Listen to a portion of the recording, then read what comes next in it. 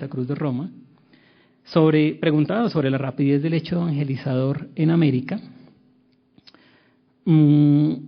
respondió que hay que señalar que a lo largo del primer siglo de evangelización, siglo XVI, se desarrollaron nuevos métodos de transmisión del mensaje, se procuró inculturar la buena nueva y se benefició a las lenguas indígenas, lenguas en las que prevalentemente se evangelizó, dotándolas de escritura alfabética.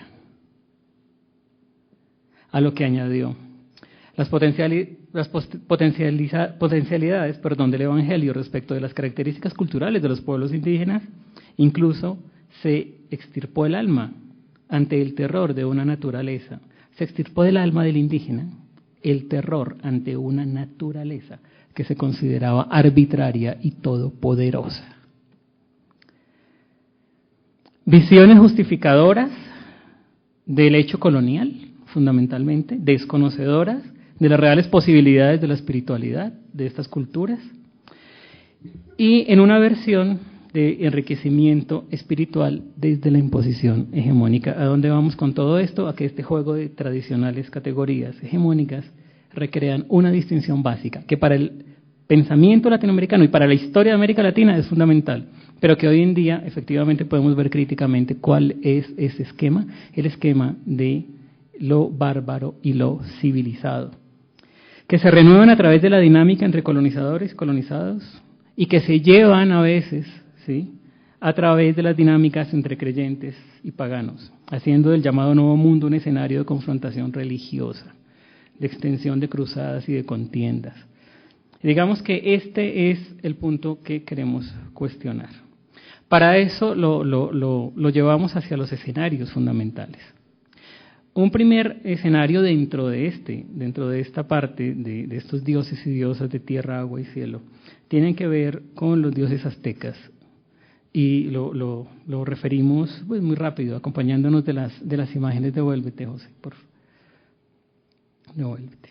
El universo azteca parte de la creación por una entidad dual, Ometeotl y Ometezíhuatl, masculino y femenino al mismo tiempo como factores generadores y organizadores del cosmos. Es bien interesante cómo, bajo muchas de estas concepciones, de lo que se trata, hablando en términos de la cosmogénesis, es decir, del origen del universo, ¿cierto?, es ver cómo son los factores de complemento los que originan fundamentalmente el universo ordenado, es decir, el cosmos, atendiendo pues al significado puro del término. Eso significa cosmos, orden. No significa originalmente universo. Lo que pasa es que le damos la connotación de cosmos al universo cuando lo asumimos como ordenado. Y recuerden que siempre va a estar ordenado porque antes siempre estuvo en desorden, porque primero fue el caos. Porque tiene que darse una instancia allí. Esa instancia está determinada pues culturalmente. La intervención de un dios, la intervención de dos dioses, la intervención de más dioses o una gran explosión, lo que ustedes quieran.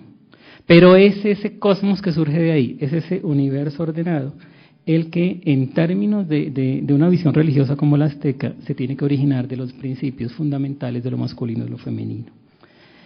Otra cuestión interesante dentro de ese juego de complementos dadores de sentido tiene que ver con la remembranza del universo maya. Los complementos masculino y femenino generan el mundo.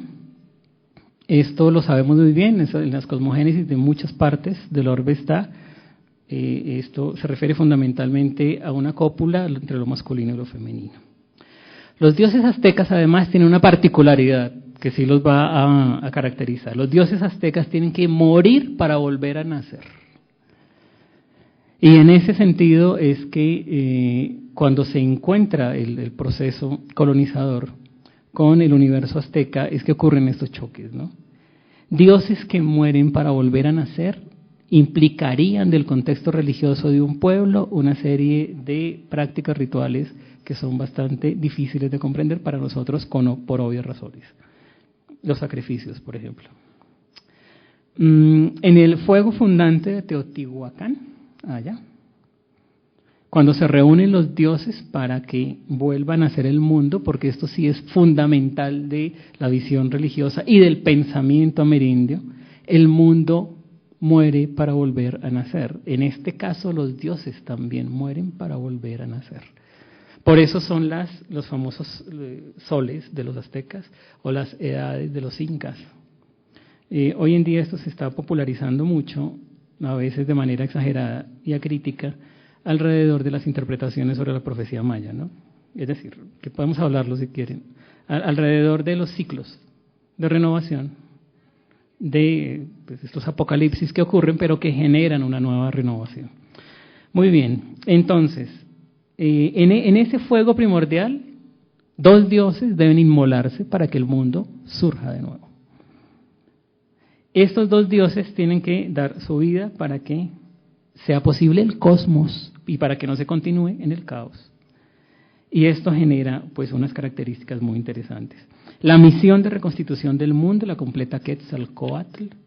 Quetzalcóatl, que solemos comprender como esa visión de la serpiente emplumada, ahí está. Al reunir los huesos de los humanos y darle la vida nuevamente. Es muy similar a un mito griego relacionado con Prometeo. Prometeo, que es un poco el elemento humanizador dentro de esa mitología griega, aquí es Quetzalcóatl, que es una figura absolutamente apasionante. Quetzalcóatl es originalmente un dios, es originalmente un rey que se vuelve dios, es decir, es un proceso de deificación que es bien, bien interesante y al cual se le otorgan ciertas características de lo que llamaríamos los paraísos perdidos, o sea, los lugares donde nunca existe el dolor ni la muerte, y ese habría sido el reino de Quetzalcóatl. Muy bien, la tradición de la serpiente emplumada se pone en tensión en la sociedad azteca, anterior a la conquista, al imponerse la visión guerrerista de Huitzilopochtli, agenciada por el sacerdote Tlacaelel, es decir, en la sociedad azteca justo anterior y justo a la llegada de los españoles había dos grandes fuerzas en pugna simbólica.